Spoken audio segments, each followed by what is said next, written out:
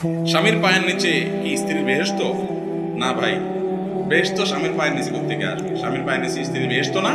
তবে হ্যাঁ, স্ত্রী তার স্বামীর যৌক্তিক এবং কোরআন হাদিস অনুমোদিত নির্দেশগুলো মেনে চলবে, এটা তার কর্তব্য। এটা তার এই কর্তব্য আজ আমাদের মা বোনরা ভুলে গেছেন। অন্যদের কথা তো বটেই, নামাজি কালামী মহিলারাও ভুলে গেছে। তাদের কাছে আজকাল স্বামীর আনুগত্য বা স্বামীর যৌক্তিক এবং ভালো নির্দেশগুলো মানার গুরুত্ব হারিয়ে গেছে।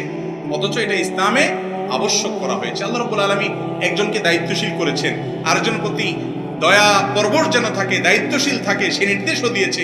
এটাকে অমান্য করার ভিতরে কোনো কল্যাণ থাকতে পারে না। সমাজ বিভিন্নটাকে অ্যাপ্লাই করে দেখবে, কিন্তু ঘুরে ফিরে ওই জায়গায় আসবে, আর না হলে ধ্বংস হবে। বিধায় আপনার স্বামী তার স্ত্রী, স্ত্রী তার স্বামীকে মেনে চলবে। স্বামী তার স্ত্রী সম্পর্কে আল্লাহ বলেছেন ওয়াশিরুহুন্না বিল মারুফ, সুন্দরভাবে তাদের সাথে বসবাস করো, উত্তম রূপে। ছেঁচড়ামি করা যাবে না, বেয়াদবি করা যাবে না, দুর্বল হক নষ্ট করা যাবে না।